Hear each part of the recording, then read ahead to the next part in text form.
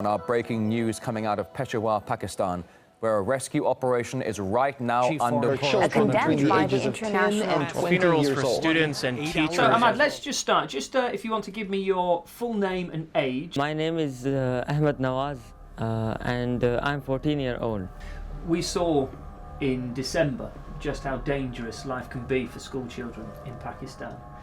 Take me back to what happened that day, and if you will, if it's okay, if you're happy, talk me through what you remember. میرے دل میں یہ خیال ہے اس وقت جب میں قبرستان میں کھڑی تھی تو میں نے کہا میں کیوں پوچھ رہی ہوں قبرستان میں سے باتیں کیوں کر رہی ہوں. میرا جو شہید بیٹا ہے حارث نواز وہ تو اسکول بھی نہیں جا رہا تھا. Head teachers PA came and asked us to go to the auditorium for the first aid training. اس سے پہلے بھی اس اسکول میں بم رکھے ہوئے تھے تو ہم گئے تو بچے سیفلی ہمارے ہاتھ میں دے دیے. Suddenly the back doors opened and firing was started suddenly. مجھے اپنے بھانجے کا فون آیا, بچے کہاں ہیں؟ میں نے کہا بچے تو اسکول گئے ہوئے. اس دوران مجھے دبئی سے ایک ریلیٹیو کا فون آیا کہ something is happening in Army Public. Some of the children, like some students, started running out of the auditorium. Then one of the gunmen said to the other that the children are hiding under the chairs. راستے میں نے پتہ نہیں سب کو phone کیا کہ بچے کیسے, کس نے کہا کہ ٹھیک ہے, کس نے کہا نہیں مل رہے. My blood ran cold. And I was so scared when I heard that. When I realized that it was my turn, moved my head under the chair. So when they fired, it was like deafening sound, and I got bullet in my arm. پھر جب دوبارہ اس کی کال مجھے آئی کہ something is serious, you should check, میں روانہ ہو گیا آدمی پبلک اسکول کی طرف. I lay there as well. There were many dead and injured children. So after a little while, we heard some voices of people, so we were happy till we realized that they were the terrorists. میں نے کیا تو اس نے اٹھایا تو وہ چیخ رہا تھا, بہت تیز آواز میں چیخ رہا تھا. کسی کی آنکھیں نکلی ہوئی تھی, کسی کے چہرے کلاشنکوف کے برس سے مسخ کیے گئے تھے, کسی کے گلے کٹے ہوئے تھے. تو یہ سارے مناظر دیکھنے کے بعد میں بہت ڈر گیا تھا. اسی دوران میں بھی اپنے بچوں کو سرچ کر رہا تھا کہ میرے بچے کہاں پہ ہوں گے. جو مردہ بچوں کو جس کو اٹھا رہے تھے اور ہمیں ایک ساتھ ہی ایمبولینس میں پھینک رہے تھے. 1-1:30 بجے کا ٹائم تھا کہ احمد, انہوں نے کہا کہ احمد ٹھیک ہے. تھوڑی دیر بعد ہی پھر سارے فیملی جو تھی وہ اسپتال میں تھی, سارے بہت سے لوگ آ گئے. تو میں نے ان سے پوچھا کہ حارث کہاں پہ ہیں. میں نے کہا حارث ہوگا اندر, اسکول کے اندر. دل میں کافی خیال آ رہے تھے اس وقت. میں نے کہا شاید وہ کہیں اور طرف بھاگ گیا ہو, گولی لگ گئی ہوگی, پتہ نہیں کیا ہو گیا ہوگا. یہ لوگ فون کر رہے تھے ایک کو دوسرے کو کہ حارث کا پتہ لگا. اور میں کہتی ہوں کہ حارث اس لیے بھی گھر نہیں آ رہا تھا کیونکہ میں گھر میں نہیں تھی, میرے آنے کے بعد وہ آیا گھر. وہ جب آپریشن تھیٹر کے اندر چلا گیا تو 4:30 بجے کے ٹائم مجھے اپنے بھائی کا فون آیا کہ CMH میں ایک ڈیڈ باڈی پڑی ہے اور اس کی شکل حارث نواز کی طرح ہے. اس نے میرے شوہر کے فون آیا, اس نے کہا کہ حارث نے گھڑی پہنی ہوئی ہے کہ نہیں. میں نے کہا میں تو گھر میں نہیں تھی, مجھے پتہ ہی نہیں. میں نے وہاں پہ اپنے کزنس کو بھیجا, انہوں نے وہاں پہ جا کے کنفرم کیا کہ یہ حارث نوازی ہے. تو یہ ایک ایسی آواز تھی جو میرے خیال میں دنیا کی کوئی بھی جو پیرنٹس ہیں, والدین یا والدہ, وہ برداشت نہیں کر سکتے اس آواز کو. اگر پیچھے بھی جاؤں تو میں ان بچوں کو اسکول ضرور بھیجتی. ایک دل یہ ہوتا ہے کہ میں نہیں تھی گھر میں تو آپ لوگ کیوں گئے اسکول, نہیں جاتے. بس یہی تھا, کوئی ٹریٹمنٹ سٹاپ تھی نہیں ہو رہی تھی, ان کو کوئی پتہ ہی نہیں تھا کہ کیا کرنا ہے باقی. پھر اس کے بعد پھر میرے ابو نے پھر حکومت سے پھر اپیل کی کہ ان کو ابھی کسی اچھے اسپتال بھیج دیں. گورنمنٹ نے مجھے بھرپور سپورٹ کیا, وفاقی حکومت نے بھی, صوبائی حکومت نے بھی. انہوں نے ہماری فریاد سنی. وہاں پہ جب میرا بچہ زخمی حالت میں پڑا تھا تو میڈیا نے بھی آواز اٹھائی, عوام نے بھی آواز اٹھائی, سول سوسائٹی بھی اٹھ کھڑی ہوئی. انہوں نے میرے بچے کو یہاں پہ علاج کے لیے بھیجا, ان کے لیے پیسے جمع کیے کوئین الزبتھ ہاسپٹل میں. صوبائی حکومت نے ہمارے ایکسپینس کا بندوبست کیا. احمد پہلے سے بہت اچھا ہے, شکر ہے, لیکن اس کا جو ہاتھ ہے وہ نیچے والا وہ کام نہیں کر رہا اور مڑتا نہیں اس کا ہاتھ. سال ہونے کو ہے اور ماشاءاللہ بس شکر ہے, خیر. Well, Jane, this is an investigation that's actually funded directly by the Home Office, by the government, and that's because some years ago the government... hello, السلام علیکم, خیر خیریت سے ہیں سر.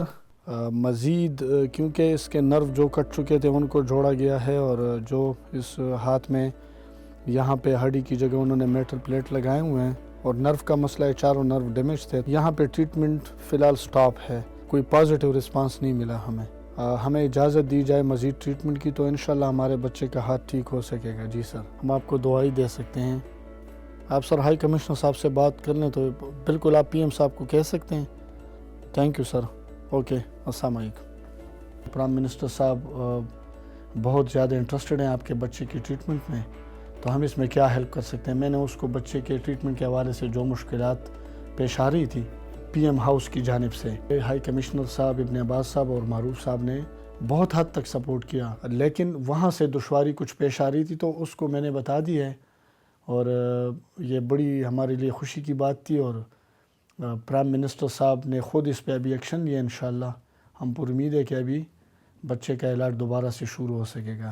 اگر اس ملک میں احمد کو یہ خواب آ رہا ہے کہ اس کمرے سے ایک طالبان نکلیں گے, اس کمرے سے, تو اس ملک میں کیوں نہیں آئے؟ ادھر آ جائیں گے, اور ادھر سے اگر ادھر سے آ گئے تو ہم کیا کریں گے, اگر پیچھے سے آ گئے تو ہم کدھر بھاگیں گے, اگر آ گئے تو ہمیں تو بس مار دیں گے ادھر اس ملک میں. جوان بیٹا شہید ہو جائے اور دوسرا ایسی حالت میں ہو اور وہ در بدر ہو جائے, مسافری کی زندگی بسر کر رہا ہو, اپنوں سے دور ہو جائے, تو ظاہری بات ہے وہ ٹراما میں ہوں گے. اسکول جاتے پھر آ کے مسجد نماز میں پڑھتے تھے, گھر میں خوشی سے ہم سب ایک ساتھ تھے. بچے بڑے ہونے لگے تھے, زندگی ایک ترتیب سے شروع ہونے لگی تھی, ہمارے کچھ مقصد کچھ ارمان ہونے لگے تھے, بس اسے ایک واقعے نے سب توڑ دی. میرا ہاتھ بھی ابھی کام نہیں کر رہا ہے, تو میں وہ نارمل ایکٹیویٹیز سے بھی ابھی سائڈ پہ ہوں, تو اس واقعے نے ہماری زندگی کو بہت افیکٹ کیا. کل انشاءاللہ ہم جا رہے ہیں یورکشائر ریجن میں. Spend a few moments listening to this next guest that we have on the show. A teenage boy who was shot in a Taliban-instigated massacre at a school in Pakistan last year is in Bradford today. He's talking about the importance of education. The British people are very lucky because they have got the safest environment to get their education. He is very hopeful to make a huge campaign for education. A lot of organizations from America, even from United Nations also, they sent us invitation for speech.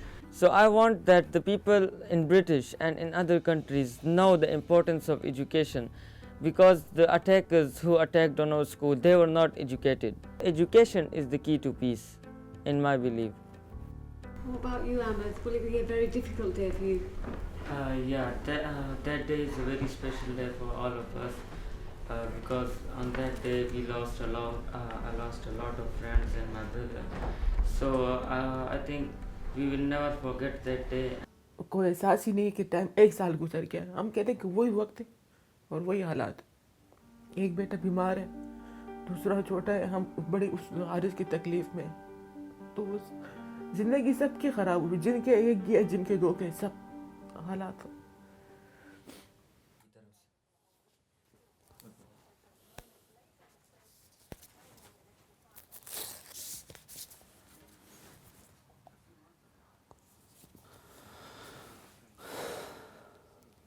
یہ ہمارا احمد نواز کو Pakistan achievement award کی طرف سے آیا ہے یہ letter.